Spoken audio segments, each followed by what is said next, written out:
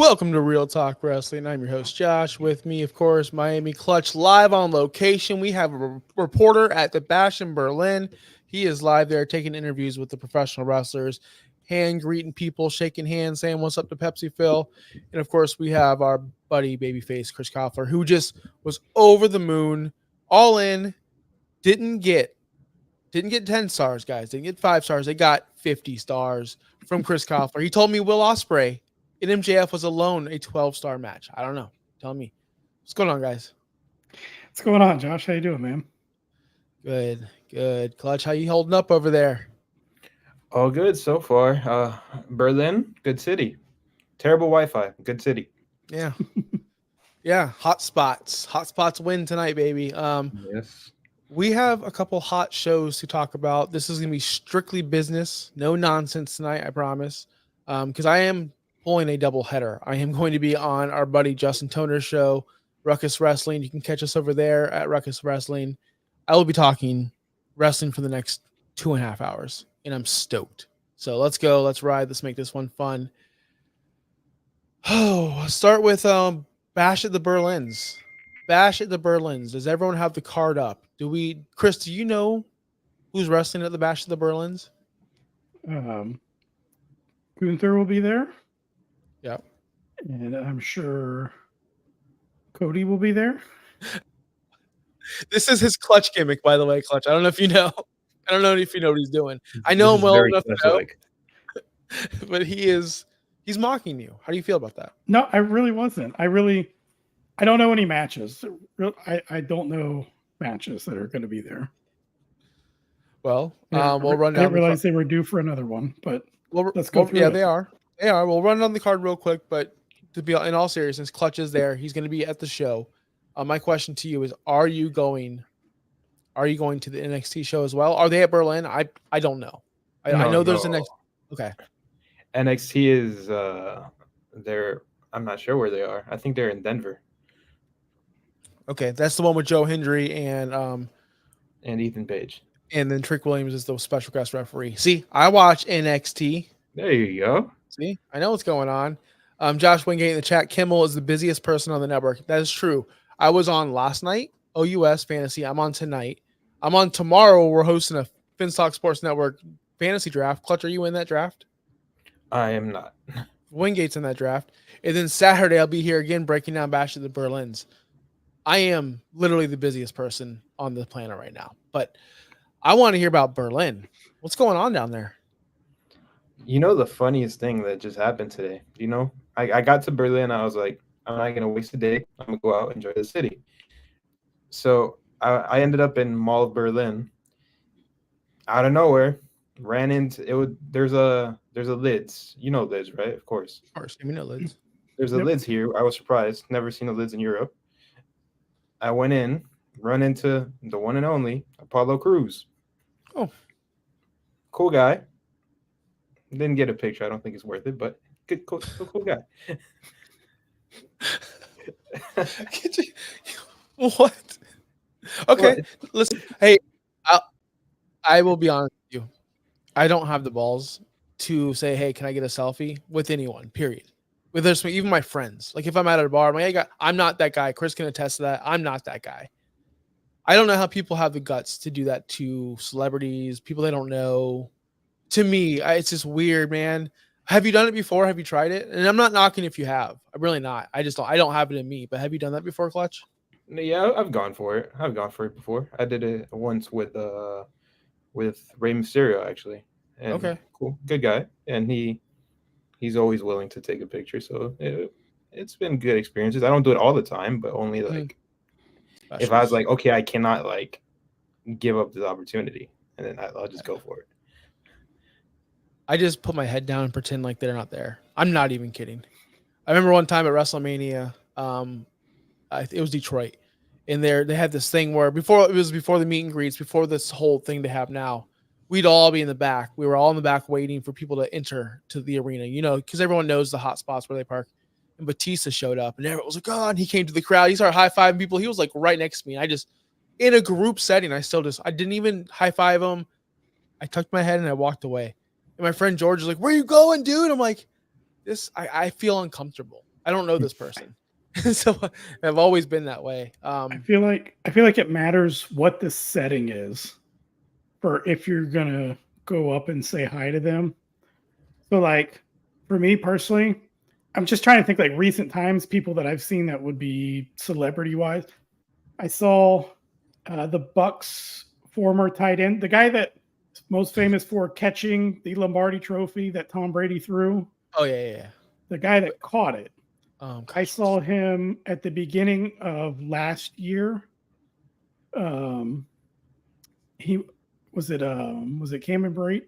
yes, Cameron Brate. Yes. Yes, I saw him out. I was out in South Tampa somewhere having breakfast, and I just look up and I see him sitting there. I'm like, why does that guy look so familiar? And I was kind of staring at him for a second, like I forgot that I was doing that. I was like, oh, I think I know who that is. I pulled up his picture and I'm like holding up my phone and looking at him. I'm like, oh yeah, that's him. But he was having like a quiet breakfast there with his girlfriend or wife or whatever. I'm like, I'm not even gonna bug him, you know. Yep. And the only other one that I can think of that I saw was Jinder Mahal. And I can't remember. I think this was before he had his big run, or maybe it was right in the middle of it. It was at the Wawa gas station on 60, but he was in there in shorts and and it was like the middle of summer and he had a hoodie on and he had over him. I'm like, he's trying not to be seen. He doesn't want to be bothered.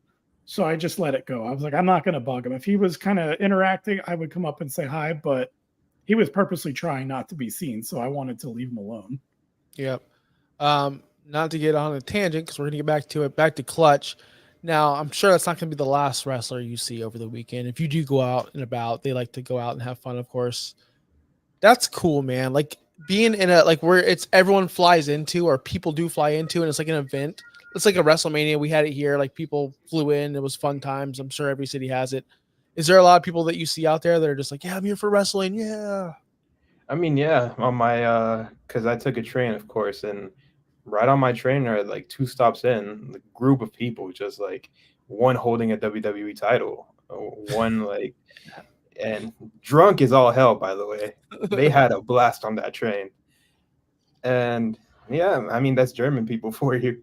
That's awesome. But yeah, because there's not even like international people. It was like people who got on the first like German stop just to get to Berlin.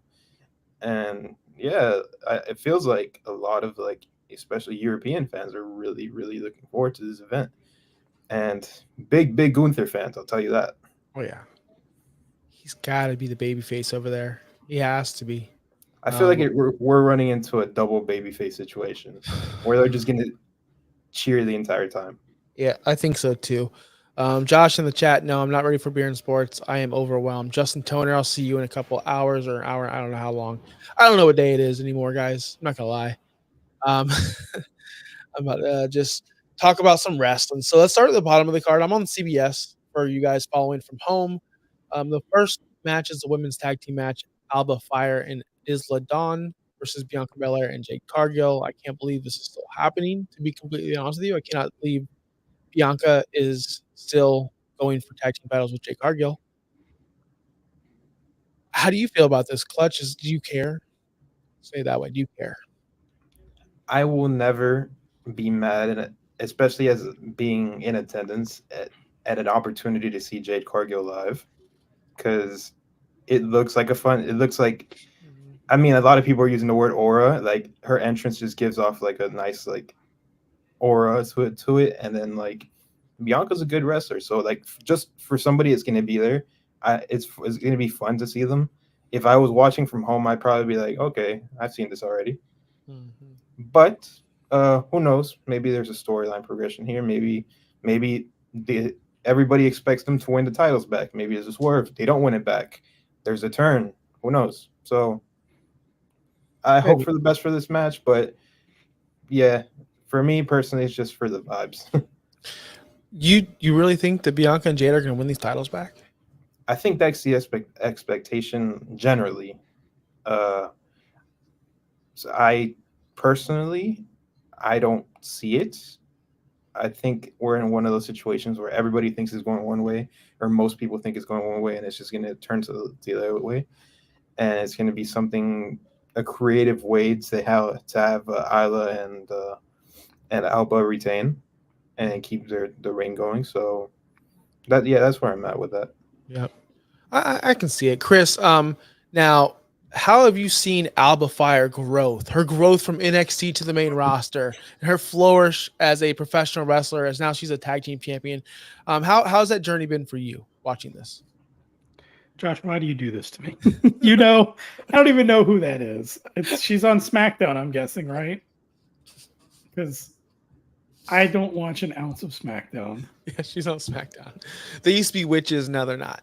I've literally never heard of who those two people are. No, they're good. They're fine. They're decent. I think they're so. gonna You win. said they're champions, right? Well, yeah. I mean, women's tag, literally the least important champion of all time. But they're a champion, so they must be at least somewhat decent. The FTW championship is more prestigious than this, and that's not saying much because that's bottom of the barrel.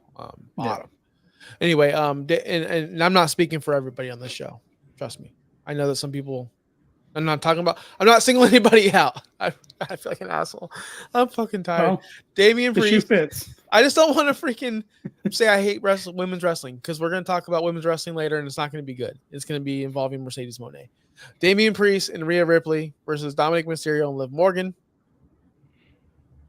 This is a match that I think everyone's looking forward to just for the aura of it, honestly. The story of it. Yeah. This is awesome. This is a match that we're all looking forward to. And I think that I don't know. I'm Clutch. You're more into this. What's the expectations? What is the winner? I guess. Like who we expect the winner to be? Yeah, who are we expecting to win? The expectation is probably, I guess, Rhea finally gets her hands on Dom because they've been teasing that, and Liv always comes with the save last minute or something happens where she can't get a rib tied in or something like that. So the expectation is finally she's gonna get her hands on Dom. There might be a little situation, since men can't pin women and women can't pin men, where she does hit the riptide, but the pin isn't legal. So, and then Liv can take advantage and maybe they win the match that way. But I would think the expectation generally would be for Damian and Rhea to get their get back for the stuff that's been happening the last few weeks. Title's not on the line. We've seen Roman take a pin when the title was not on the line during his 1,000-year reign. Honestly, like he took a pin. Jey Uso pinned him, right? Yeah. Money in the Bank. I remember. I was there too. Yeah. Oh, superstar. Are they just flying you everywhere? Who's paying for this? We don't have the budget for this. But I do think we get a situation where Rhea pins Liv. And then we can hear Michael Cole say his famous line, "She just pinned the champion." Like they always do that. They always do that. And it would make sense in this role because you can't have them keep losing or keep getting over on or keep. I do think that Damian Priest and Rhea Ripley get a win. Now, Chris, as an outsider, is this a match that you're probably going to be watching later on the day after, or are you actually going to watch this like live? I will not watch live. I don't even know when this one is. This weekend. Yes. Well, okay, that's what I was thinking. It's this weekend. Saturday, like 11 a.m. our time, I believe. Gotcha. No, Saturday is college football day, so I will be watching college football all day long. I might rewatch part of the pay-per-view though, either on Sunday or Monday. And this is one of the matches because this is the main story that I've been following from WWE right now. So if there's any match I'm going to watch, it's this one. Because I want to see how the story continues to unfold. But I was kind of curious with this one because usually along the way, I've been able to kind of figure out where they're going with it. I don't know entirely going into this match who's supposed to win going forward to progress the story. Or are they gonna end the story right now? Or like put it on the back burner after this show? Like, you know what I mean? It's hard to say who's going to win without having a good sense of where the story is going next. So if it's going to continue or stop right here. I don't think this story should end anytime soon because I don't think Liv should lose this title anytime soon. Rhea having this title now means nothing. If she gets this title in the next couple months, in my opinion, it means nothing. Yeah. Liv Morgan needs to have a long reign, not long, like not Roman long, not Gunther till long, WrestleMania long, till WrestleMania season long. and that's where Rhea can get it. I believe that should happen. Now, whenever I was saying do like not in the story, but that's why I said maybe just put it on the back burner for a while. Are they going to cool off this story to give them some fresh matchups? Because if that's the case, then I would definitely see Rhea and Damian Priest, the faces, getting a win, and we've overcome this hurdle. But if they want to keep the story going, then do you have the heels win again and have them continue to chase? So yeah, we need Rhea to chase. I'm sure Clutch would like that. Like, wouldn't you rather see her chase till like Mania and have her go over there, Clutch, or do you want it to be like, oh, give her title back? No, I've pretty much landed on. I've made the booking like in my head where I want them to continue this current feud until around Bad Blood, have Liv go over, and then it can cool off in some creative way until somebody goes at Rhea, and then I think I've mentioned this before. Rhea wins like the Rumble or something like that, and we're back at WrestleMania. We don't necessarily need to go all these months doing the feud. Mm-hmm. Yeah, I don't think a lot of people are pointing out the next match, CM Punk and Drew McIntyre. Well, that feud's going on for a year, 7 months or 6 months, however long it's been. Well, a lot of that is because Punk's been out of action and Drew has just been cutting promos on Punk while having matches with other people. So I don't think the women have that capability, not because they don't, it's just because they're both there. So how can you keep it fresh week after week after week? So kind of like the Cody thing, where Cody went and did Brock a little bit, then he did Dom a little bit, then he went back to Roman. I think Rhea could do that, where she goes here, then there, then back to Liv. That'd be genius. So CM Punk and Drew McIntyre is in a strap match, old school style. You have to touch all 4 corners to win the match. Thank you, Justin, in the chat. Bash at Berlin's 1 p.m. Eastern. That's awful. That's a terrible time for me. I have a fantasy football draft at 7, and I have a post show to record right after Bash at Berlin. Oh boy. All right. CM Punk and Drew McIntyre strap match. Are you excited for the 4 corners match, Clutch, or would you prefer like a pin 1, 2, 3 or submit? Listen, I'm a big fan of just like beat down type of strap match. I was a fan of I don't know if you guys remember, the Fiend against Brian Danielson at the Royal Rumble 2020. And it was a strap match, really good strap match that people seem to forget a lot. And it was straight up with a pin. And I thought it was a really, really good match. But then like I also go back into my like wrestling history, and JBL and Eddie Guerrero, they had a really good 4 corners match. Yep.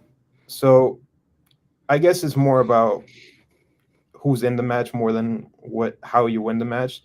If you can get the middle part of the match right, then I don't think it matters how it ends. And a 4 corners kind of protects Drew, while Punk can win in the same way that the special guest referee stipulation protected Punk while Drew won. So I think it ends up working out for everybody, and I'm pretty sure like the middle part's going to be good enough to hold it down. I agree. Do you think he gets his bracelet back? Because he's going to win the match. I think Punk wins this match. Does he get his bracelet back? And if he does, then what's next? That's interesting, because I don't know how we're going to go with the bracelet, because if he gets it back, then you can assume like it can be like, oh, the story's over, Punk got it back. But you can also be like, oh, Drew said, I beat you once, you beat me once, one final time, forget the bracelet, let's just fight. Ladder match. I'm just kidding. Bracelet match. The bracelet's with up the bracelet in the briefcase or something. Even better, bracelet on a pole match. There you go, Vince Russo, brother. Bro. There he goes. No, I like where you're going at. I feel like if he gets his bracelet back, that's good. Like, that's cool. The story doesn't have to be over, because you're right. Drew could do something sadistic, crazy. Maybe AJ shows up and he claymores her or whatever, or whatever the case may be. They're not going to do that because it's WWE. But it's not going to end here. It's not going to be just one match. There's going to be a rubber match. It's going to be a Bad Blood. I just can't wait, because every time you think look at the Chad Gable situation. Every time you thought he was going here, like, oh, he's going to do this to Otis, oh, he's going to do this to model, like, the girl, oh, he's going to do this.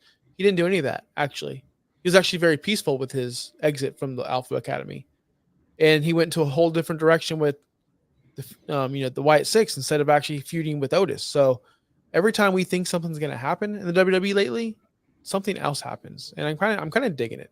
To be completely honest with you, I think it's great. I agree, because when you see on Twitter, and something I saw yesterday and it bugged me, and everybody's like, "Oh, look at the card, predictable." The word predictable has been bugging me a lot lately, because predictable does not mean bad, and people will take it that way. It's sometimes like it's like a cliche kind of thing. Like, it's not about the destination, it's about the journey sometimes. And if it's predictable, it means it makes sense. That's the way I look at it. And if it makes sense, it must be good. And if how you get there works, then I don't see how people can complain about predictability in wrestling. Yeah, 1000% agree on that. Chris, is this a match you're probably looking forward to because you're the biggest CM Punk fan of all time? Listen, so because this is what on the Raw side, like, I've been following along on this a little bit more.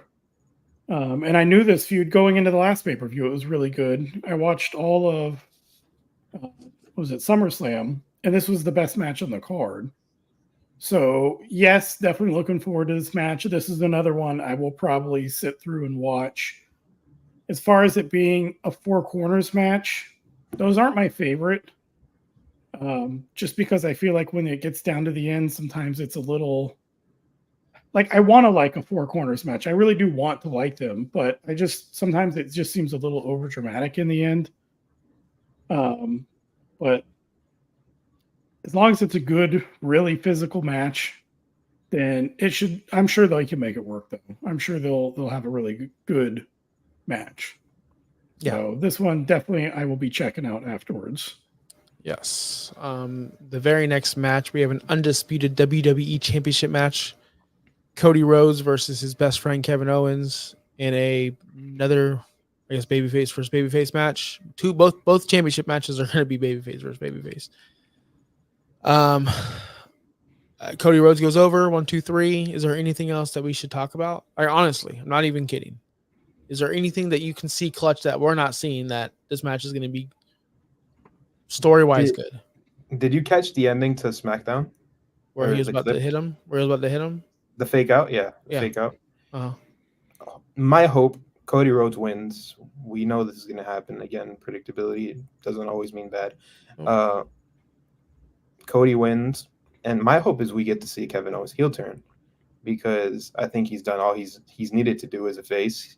It worked out when he was fighting the Bloodline the first few times. And then after that, he doesn't really have a strong like heel counterpart to go at. So why can't he be the heel? And you can do this match again to fill time somewhere down the line for one of these pay-per-views. I don't know what's next. Bad Blood, but I don't know how they're going to do it. But yeah, do something like that. I think that's the interesting bit of how KO can react to this loss. Do you think he turns mid-match, as in just starts to work? Because someone's got to work heel. And Cody works best when he just gets beat up for 20 minutes and then 5 crossroads later over, right? So I think Kevin has to kind of fight a little dirty in this match. Someone has to be the heel. It's not going to be Cody. It's going to be one of those things, I think, where like KO has Cody on the ropes, and he needs to do that one last really like aggressive thing, and he like hesitates, and that costs him the title. And then he realizes that and does a turn. I think that's the direction they're going to go. I like it. Yeah. I like it. I have people texting me in the chat asking me fantasy football questions. If you want that, that's Wednesday night. Thank you. So we have Chris. You're a big Kevin. Seriously, you're a Kevin Owens guy. You like his work.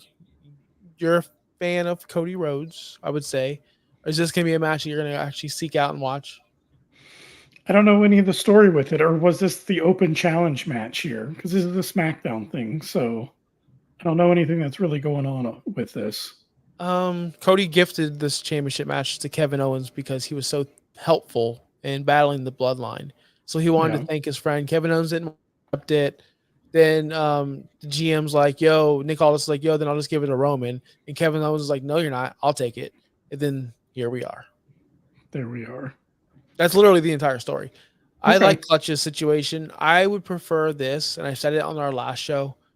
I want Randy to beat the hell out of Kevin Owens and him turn heel. And maybe they have a little program before Randy goes at Cody. Because Cody's like, what are you doing with my, or maybe they don't even have a program. That's why Cody and Randy fight, because why'd you turn on my friend, our friend? We battled together. I like that story. But yeah, that would work. But as far as going back and rewatching it, probably not, if I'm being honest. Because, I mean, you've sold me on Cody has been pretty skippable in WWE after he got his title. His matches are good. Yeah. In Clutch, you can agree with this. His matches are really good. They're awesome. They're really, really top-notch matches. It's just he kicks out of 50 finishers and then he wins. It's every match. Nothing's changed. I mean, we're doing Super Cena all over again, and people like it, people don't. But that's what's happening. Cody is John Cena right now. Yes, yes. Honestly, yes. And he wears suits, Chris. He still wears suits as a babyface. What's the last babyface you guys seen wear a suit? I'll wait. The World Heavyweight Championship match: Gunther versus Randy Orton. The main event should be the main event. This match is going to be hype. If you did not watch All In, which we'll talk about later, it's going to be more hype than the Bryan Danielson match, and that's going to be hard. It's going to be very hard because that match was insane with the crowd. Yes. This match is going to be Clutch is not going to have a voice. I guarantee it. Yeah, I'm pretty sure it won't. I'll probably already be missing a voice by the time the match starts. Just because I'm a Punk guy. For the Punk match, I'll probably lose my voice. Oh yeah, you'll probably lose your voice for the Punk match, right? And you know what? You're gonna lose your voice probably like before you even walk in. They're gonna be nuts. You're gonna be. Do you drink? Are you a drinker? Not a big drinker, but if the situation calls for it. So I still haven't decided if I'm gonna drink during the show or not. A social drink every now and then. Yeah, I think that's where we're all kind of at. Yeah, that's definitely where I'm at in my lifetime. But I definitely would be pounding some brewskis over there watching this match. I'm excited for the heavy hitting. I was watching Raw and I saw Randy Orton, and I'm like, that dude is big. And I know it's been brought up a ton since his comeback from the back injury, right? Everyone's like, man, he's a big man, 330 pounds. I actually see his face, and you actually just look at him. He's never been billed as like, what a monster, what a big guy, but he freaking is. Why have they never used that? Or did he just get massive over his injury? I don't understand what happened. Clutch, you watch more than I do. I mean, he's always been tall. Like every time I see him like wrestle or in the ring with somebody, I'm like, I always get surprised at how tall he is, but he's never been built like that. And it's really been since Survivor Series when he came back that he's looked like a monster, which is funny that we're this late into his career, we're seeing another evolution of Randy Orton, and I could see this Randy Orton winning one or two more titles. Oh yeah, I hope so. I would hope so. I really want him to win another title. I don't think it's going to be. That's how you build up to Orton Cena again, both chasing number 17. That would be cool. That would be cool, and I hope they do it. I don't think they will, honestly. I don't think. I think Randy could hold a title. I don't think they're going to give it to him, though, because if you look at the line, same thing I do with AEW is people are like, oh, Adam Cole's going to be champion. Oh, this guy's going to be champion. I'm like, guys, there is a list of people they need to give championships to before you go ahead and give it to this guy. I think the same thing for Randy Orton.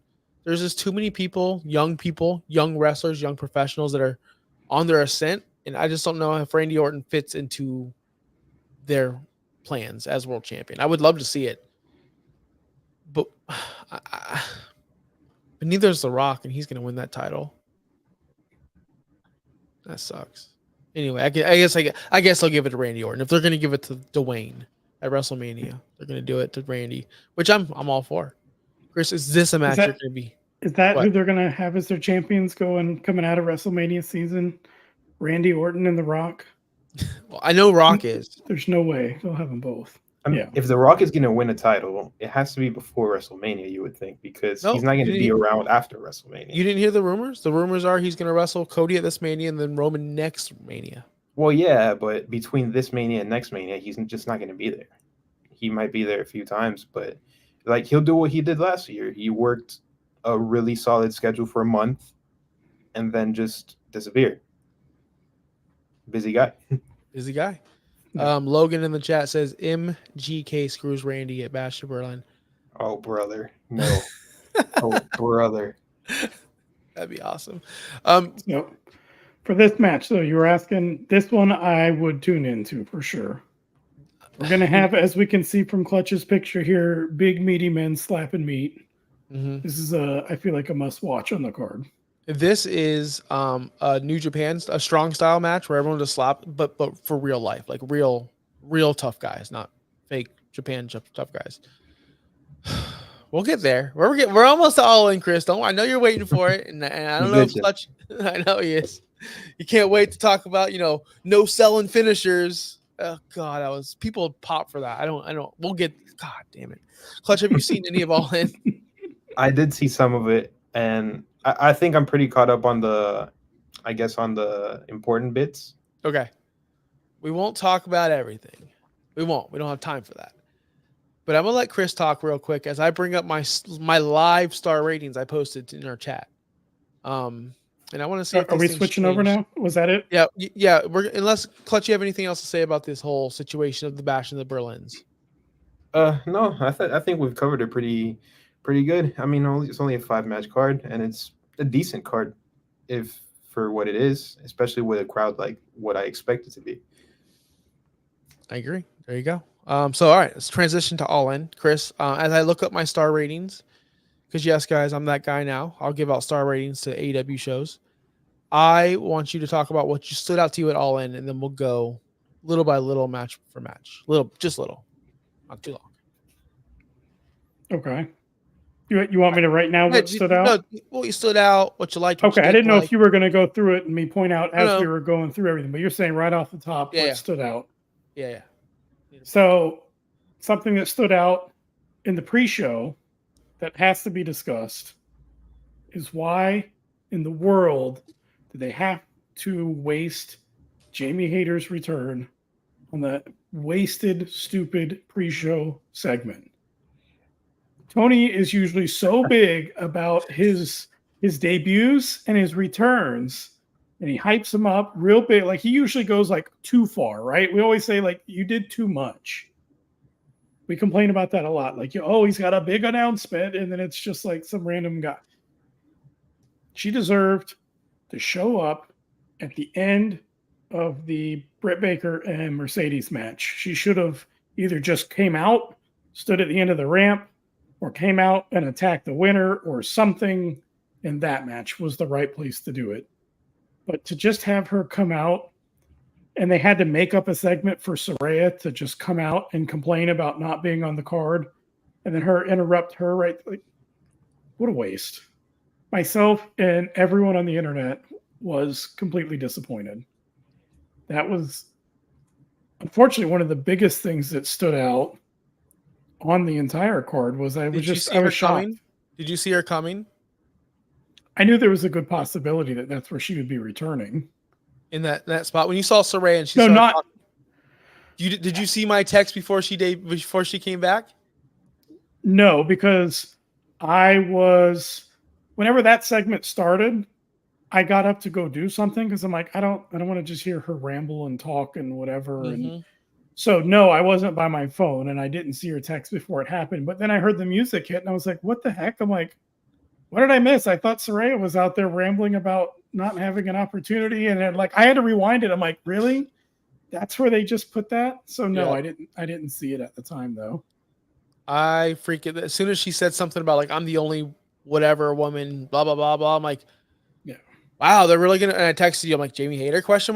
And maybe 30 seconds later, I'm like, oh, are you fucking kidding me? Like this is the big.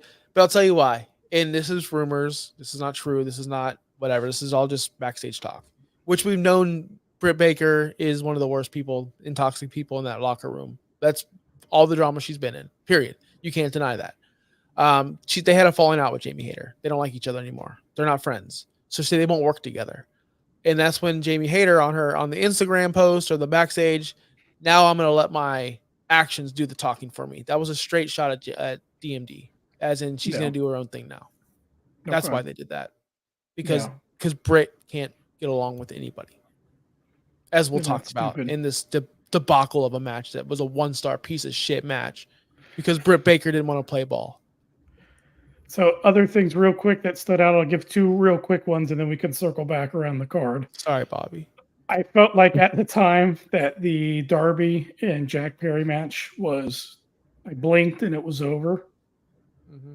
And then I found out, I saw reports afterwards that they were running really late on time and they had to cut a lot of stuff out of that match, which is unfortunate. And, we were talking before which match should go on last. And it felt like Ospreay going in should be going on last, but man, the crowd really, really got behind Swerve and Bryan Danielson. And it made that match feel big. So it got to the point where I was like, okay, I'm completely fine with this match now going last because man, the crowd, they gave a lot of energy for the Will Ospreay match, and then they still had a lot of energy when this match came on a little bit later in the card. So kudos to them because it made it feel even bigger. So those were some of the biggest takeaways that I had for the show. At a quick snapshot. All right. We're going to get to it real quick now. Clutch, if you've seen any highlights of any of these matches, and again, these will be quick, let us know what your thoughts on Trios Ladder match. The Blackpool Combat Club plus Pac wins out of nowhere for no reason whatsoever. I gave this a 2-star match. I don't care about ladder matches anymore. I don't remember one spot. I don't care. I don't understand why Pac won. He grabbed the title and then just the other 2 idiots just stood there. And then they had to go up there, and usually when the winner gets the titles, he grabs all the titles, not just one for himself. Whatever. Anything you guys saw from this match? It's because they're not coordinated, because they're not a real trio. When did they become a trio? These are guys from different stables that just came together. I thought they were just a throw together to fill out the card. Pac was with the Lucha Brothers, right? Yes. Yes, the Death Triangle. And then you have Claudio and Wheeler, who are with kind of, but not really. No one's ever said what happened to this group, but Moxley and Bryan Danielson. Thing that happened. Yeah, the BCC, the same thing that happened to the Nightmare Collective, whatever Brandy's group that she had. Yeah, groups just kind of fade away there. It was weird because nothing's ever happened. They just kind of started wrestling separately. Nothing was ever said, and then here you go, boom, Pac is with these guys right now. Yep. So, all right. I was not expecting them at all to win. Neither was I. Storm versus Mariah May. Mariah May finally gets this world championship match. I gave it 3 stars. It was fine. The story was good. The match to me was just a Toni Storm match. I don't enjoy her work, but I do enjoy Mariah May. She's great. She got color. She was bleeding. This was a great match. Clutch, did you catch any of this? No, I didn't catch the match at all. But the vibe I got from it was basically that the story kind of carried, and then the match was good enough to just basically good enough. Yeah. I mean, it was a good match. I said great. It was a good match. 3 stars. Chris. Yeah, it was fine. It was a serviceable match. I don't have any complaints. And for anyone that's watching, just know that Josh's grading scale was harsh. He was in one of those. He was in his tough grading night. Let's just say. He was very critical. He was very critical. Wait till we get. I was enjoying the star rating, the live updates because I wasn't watching the show. I'm sure you were. I was at the Best Wrestling show that day. The live event in Rotterdam, but yeah, and I would just pick up my phone and be like, "What's going on?" And I see Josh putting star ratings in it. I was enjoying it. Yeah. So the next match, star ratings. They're about a half to 1 star too low across. Oh, really? Board. Okay. Hook versus Chris Jericho, 1 star. That's low? Accurate. That one's accurate. That one and your other 1-star match are probably accurate. The rest are probably about a half star to a full star too low. Look, the Hook Jericho stuff. I'm glad it's not over. Actually, it's not. As I watched Dynamite last night, it's not over. and we're No. still dealing with it, and it's still Mixed nonsense. 8-man tag. It's just nonsense to me, and I'm over it. I'm done. And this match served no purpose. There was one spot in particular. This one spot described the whole match and the whole feud. Jericho takes these balls from a thing because that's his Jericho's new gimmick is he takes whatever his city he's in. Las Vegas, he has dice. Whatever. I don't know. Just think of any in Florida, it'd probably be oranges, right? He took these balls, I guess, that you play sports with over there in that country. Was it the cricket? Was it cricket balls or polo balls? Croquet. It was some kind of balls, Clutch. And he dumped them on the floor, and he was going to suplex Hook into him. As he dumped them on the floor, he forgot their balls, and they roll, and they just all rolled, and there was no spot. So basically, he tried a thumbtack spot with balls. Yeah. Yes. Yeah. It looks almost, if you're not familiar with croquet, it almost looks like a little bit bigger than pool balls. Yeah. He dumped. I noticed that he dumped them, and they all rolled away, and then they lifted him up and did a little suplex. I'm like, there's nothing. That was literally on to nothing. Like maybe his calf grazed one of them, but there was no impact on it. And then at one point, Hook grabs the cricket handle, the bat, I guess, and he slings one at Jericho, goes into the crowd, probably a lawsuit. Who knows? Probably hit someone in the head. That was pretty crazy to me. He's chucking him at him. That right there is the feud. It's trash. It's over. I'm glad it's not over. It's fucking not over. Unfortunately for Hook, he's stuck. And Hook's not ever going to grow. I guess never going to get better at his job. Unfortunately. All right, this next match is not a 1-star. It is a 3-star. Young Bucks versus FTR versus the Scissor Club guys, the Acclaimed, in a triple threat tag team match that I don't think people tagged in after minute 4. I think it was just people jumping in. I didn't see one goddamn tag. Matter of fact, there was one spot where Matthew was on the ring. No. There was one spot in AEW, by the way. Did you see this? He tagged under the rope. Did you see this? No. Ishii, and Willow. You can't tag. Is that a rule, Clutch? You're a historian. Can you tag from underneath the top rope? I have no idea. Ishii did it to Willow Nightingale. Justin Toner, you're smart. You're in the chat. Can you do that? By the way, these motherfuckers didn't even tag. Sorry, Bobby. I'm just pissed. This match sucked. I only gave it 3 stars because it didn't put me to sleep. Josh is very critical of his tags. Did you like this match, Chris? That's where you pick apart everybody is on the tags. They have to be very clean, crisp tags. It would have got 2 stars, but I did like this part. And Clutch, tell me if you think this is cool.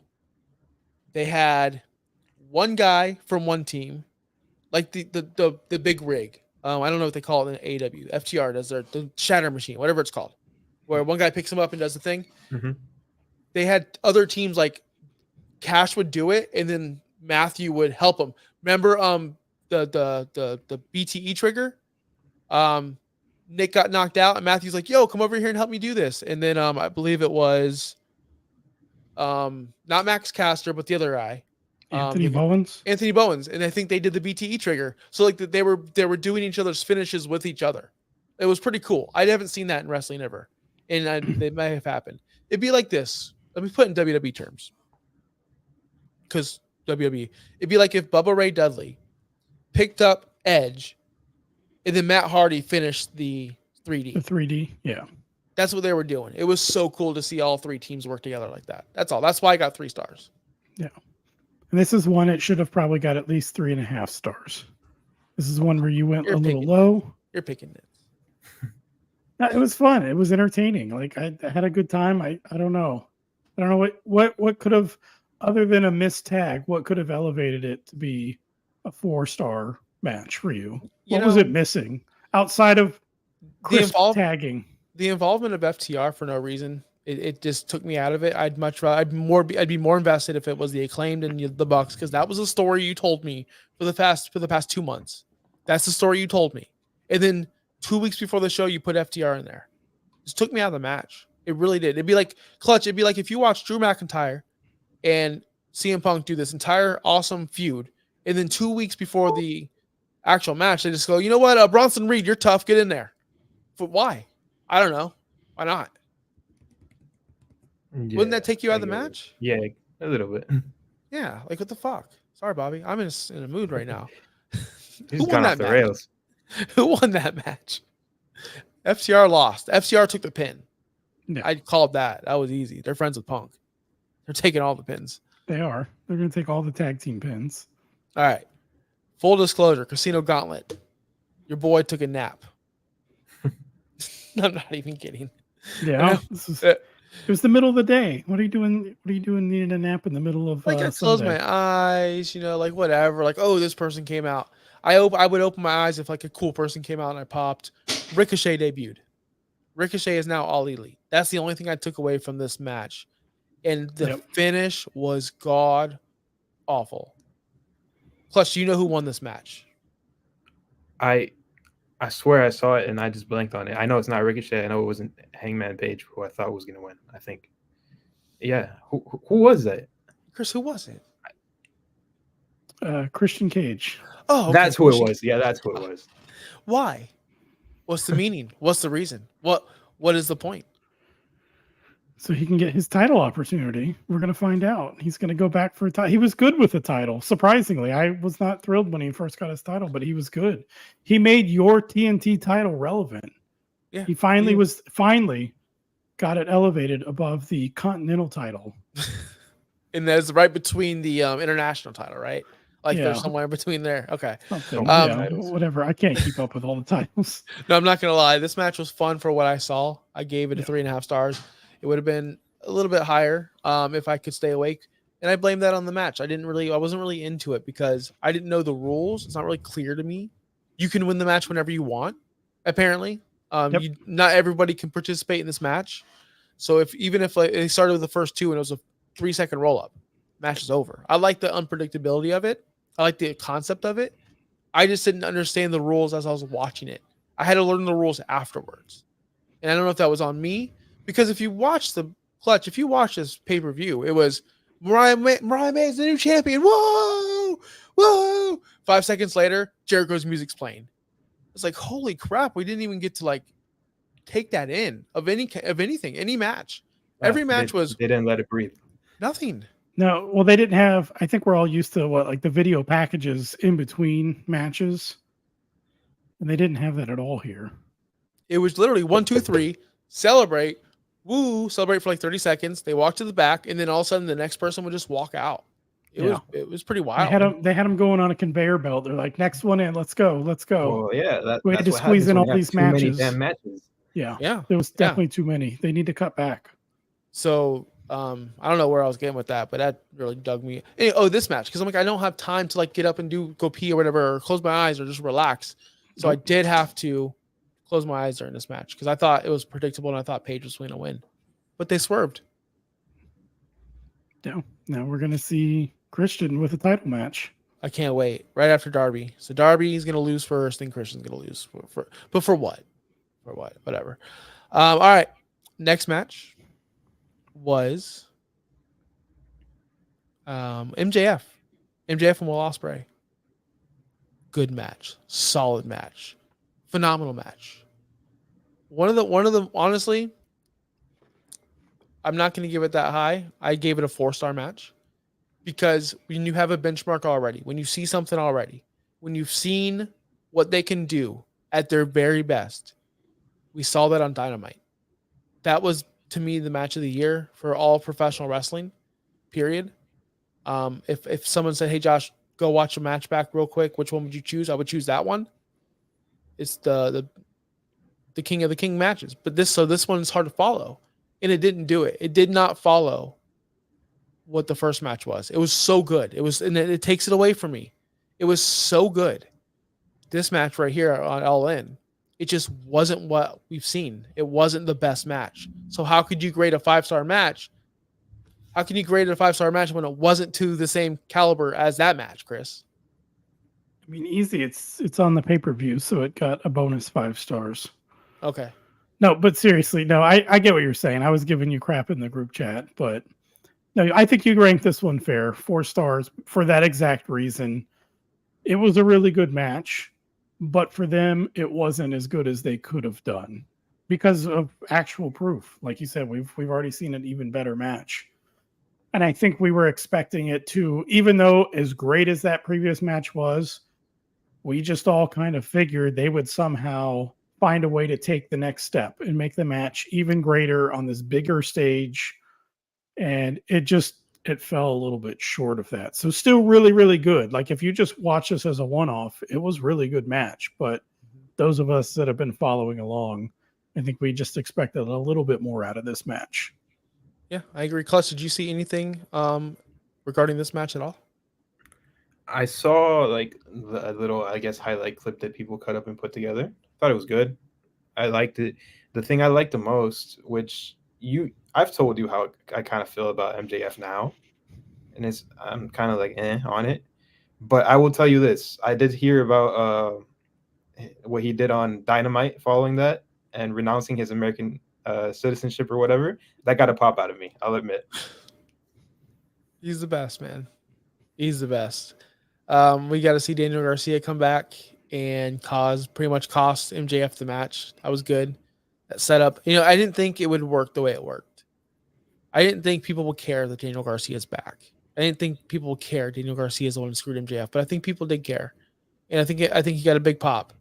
And I didn't expect that's probably the biggest pop Daniel Garcia is ever going to get. Even on Dynamite, Chris, when he was doing all that stuff. Yeah, I do. You think that would be the biggest pop he's ever going to get? Do you think he's ever gonna be in front of 50,000 fans again at Wembley Stadium, in the ring with the two best wrestlers on the planet? No, I don't think he'll be in the ring with the two of them next year. Ever? That's what you're asking. Ever again? Ever with those two wrestlers? I'm gonna be honest with you guys. This isn't a catapult to the top for Daniel Garcia. This is just a spot for MJF to get a win back after he lost. And yes, it's going to give Daniel Garcia some kind of rub, but it's going to be like the Cesaro rub over in WWF or when he wrestled Roman. Yeah, it helped out a little bit, but honestly, at the end of the day, what did it do to Cesaro? At the end of the day, it did nothing. It did zero. But I think part of what everyone is excited for is that he's back. His character wasn't goofy. He's away from Jericho. Because I think we all saw the raw potential that he has if he's allowed to be taken serious and be in serious character. And this just something about him there. Like he seemed like, okay, I'm done with I hope he's done with the goofy dancing and doing stupid gimmicky stuff. Like he's someone I think that could be moved towards the top if they let him be a serious character. Like what we all thought he was doing, what was it, a year or 2 years ago? Yeah, I think he could still come back and get a really big pop, and I could see him if they do it right, he'll be closer to the top of the card soon. And I hope they do it. I hope it isn't a Warlow situation where he's big for a minute and then disappears again. It happens all the time. Yep. It happens all the time. All right. I know Clutch has seen a lot of this match. He might have seen the whole thing. CEO versus DMD. Probably one of the worst things I've ever seen. I don't understand I do understand what happened. I don't want to go off. I can go off for an hour. But Clutch, from an outsider's point of view, you're not biased at all. What did you see? What went wrong? Okay, well, I didn't see a second of that match. I did see plenty of the reaction though. How it was shit. Sorry, Bobby. It was pretty bad. And it was not Mercedes' fault. And I saw like quotes of her saying that she could have done better or whatever. And she kind of like, she's doing the thing where she's taking it herself. But in reality, Britt Baker's kind of like fucking everything up for everybody. Again, sorry, Bobby. But yeah, so it's just gonna ruin like this Britt Baker stuff I find it interesting from an outsider's perspective. It's like a lot of like she's messing up a lot of things. And if this Jamie Hayter thing that you said is true, like I had a problem with it. I don't even follow her like that. And I saw people reacting to Jamie Hayter returning. I'm like, wait, has the show even started yet? And then yeah, it didn't. And then you tell me like maybe something with them that happened or something like that. And yeah, I just think it's not a good look on Britt Baker. No. She, I'll be honest, and I saw it during the match. She sandbagged. She didn't want to work with Mercedes. She didn't want to do anything. The three amigos looked like she actually had to suplex her 3 times in a row. The rope spot where Britt should be the most helpful because her life is literally on the line. When you saw Mercedes pick her up for that body slam, Britt did no favors, did nothing. She didn't even care. Britt, and I want to say this about Britt. She has potential to be good. And she was gone for a long time. And like I said this last week, she came back to a new AEW where she's not top anymore. She's barely in the top 5 now, as far as talent goes. As far as Mariah May, Mercedes, the list can go on of better wrestlers, more intriguing wrestlers. Just because you're an original, just because you've been there since day one, doesn't mean you belong at the top. And she has this mentality that she thinks she does. And I don't know if it's because she's the original or if she's with Adam Cole and she's got pull there because Tony Khan's a mark. I don't know, but they put her in a bad spot where she returned to lose. Nobody returns to lose. So I understand her frustration. I really do. But it's been a long, and again, all rumors. I don't know anything. I'm not back there. I don't know. But there's been a lot of rumors of her just causing drama with everybody. The MJF situation, the Jamie Hayter situation, the Thunder Rosa situation, the Ruby Riot. Where the hell she go? Oh, she's pregnant. Her situation. Yeah, Ruby Soho. Her situation. Like the list goes on and on and on. And it's the one variable there. That's right. Science, right? Britt Baker. And she did it again. Where she didn't either maybe she's just not that good. Maybe Mercedes is just that much better. Where Britt couldn't keep up. Or maybe Britt just didn't care. Where she looked a little bit slower. Where she looked like she wasn't hustling. Where she looked like she wasn't selling. Somebody said this on social media, and I did read this, and I went back and I actually did look. When she was selling her back injury, because the whole story of the match was her back. She wasn't even selling it. She barely put her hand on her back. Every time. That's not a professional. That's indie shit. And that's what she was doing. And when you work with a professional, whether it be Charlotte, Mercedes, Becky, you better show up because they know what they're doing because they're professionally trained and they had a whole boot camp, training camp, performance center, where Britt didn't. And neither of these women in AEW didn't. These women know what they're doing. Look at the talent AEW or NXT is pulling up right now. Mercedes came through that. Britt didn't. She can't hang. And this is all on her. That's all. That's it. You don't seem like you have much to say on it. Mercedes, she's been a flop. That's a fact. Yeah. But you can't put this match. Her in-ring work is awesome. And you can't put this on her at all. She worked her ass off. And it was embarrassed. She had to be embarrassed. So you had a good point mixed in a lot of being a mark there. But like you said, just for real, to put Britt in this spot to come back, being that she was a huge star in the division, the biggest star in the division when she left, to come back to be in this high profile match to lose, it seemed like a lose-lose situation because it wasn't going to work. I don't know. They should have built this up for somewhere down the road or something. Let each of them get some wins under their belt. Let Mercedes get some wins as champion. Let Britt get some wins as champion and then do it. But to come back and like, hey, this is your first feud and you take a loss right out the gate. Bad decision right there. The match, yes, it was very underwhelming. It just didn't look like a professional wrestling match. It was bad. It was really bad. And this one was very well deserved. I thought you were generous with your 1-star rating of this match. 1.5. Surprised you went that high. I'm surprised it didn't get because of her costume and because of the three amigos. She actually connected with all three. Yeah, I'm surprised it didn't get a 0.5 star because it was bad. It was just bad all around. It was bad. And I've seen mixed reviews. I've seen a lot of the hate come out for Britt Baker after this because of the Jamie Hayter thing and because of this match. But I've personally seen a lot of mixed reviews online of where people think things went wrong in the match. And it seems about 50-50 or 60-40 of people pointing the finger at Britt, I would say. But it's pretty close. It's probably not as close as you think of where they think, there's an issue there between those two working together. Maybe they just don't gel, or maybe it is Britt just sandbagging this thing. Is she, in your eyes, is she the new Thunder Rosa? No, because Thunder Rosa can still wrestle. Because you used to be completely out on Thunder Rosa. Because she sandbagged. I know, but I remember you were ahead of the curve on that. You were ahead of the curve on it. Did my research. I watched the videos. I watched the tapes. Yeah. I'll give credit where credit's due. Yeah. I'm a historian. And then you just don't always get the names, places, or events right. But yes. Never. You were ahead of the curve when it came to Thunder Rosa because you called it. And then I feel like a couple months after, then everyone started seeing it. So we'll see what happens from here. I mean, if she's going to have all these problems, speaking about Britt in the back, like where does she go from here? If you're just going to have a problem with everybody, like who do you wrestle at this point?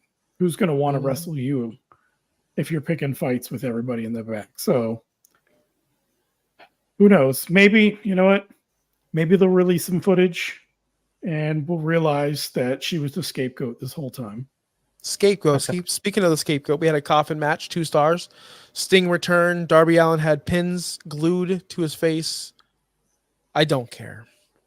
Can we move on to the main event? Like, I just don't care. Yeah. As I pointed out in the beginning, the match was very rushed. And I hardly remember anything from it as a result. It never had any time to get going. Like, it just started and then it was done. Gotcha. Clutch. Yes. If you go watch any match now, I think I rated this the best match. This was the best match on the card. And we already talked about how it shouldn't have been the main event, yada, yada, yada. Well, we were wrong. It was by far the best match. The crowd was the most invested. You had the story with Bree and his kids out there. Bree looks fire still. Brian was awesome in this match. Swerve. There was a couple things that you just, it's kind of like when you watch the Fast and Furious and you see The Rock just get thrown into an elevator wall and whatever, or Vin Diesel just jumps from a 5-story building, lands on a hooded car. It's normal to do these things. So when Swerve takes a Bazako knee, whatever it's called, and just doesn't even move, just stands there and brushes it off, Bryan Danielson, you have to kind of suspend belief that Swerve Strickland is bigger than who he is. I loved it. I loved every second of this match, even the non-selling, even the crazy spots where finisher after finisher, nothing's really going on. The ending was kind of underwhelming as why make Swerve tap? I thought that was kind of weird. I think the 1, 2, 3 would have been good enough. And I think it would have popped the crowd because 1, 2, 3, ding, ding, ding, instead of this is okay, I tap. Like that doesn't get the pop. I think they missed that opportunity. But still, the crowd was bananas. Clutch, did you see? I know, Chris, you're wanting to talk about it, but I have to ask, Clutch, did you see any of this?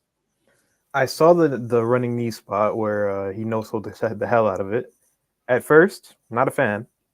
Then you kind of be like, then I saw more of the match and I was like, okay, it was a cool match, and that kind of like I wanted it added to it. It was cool.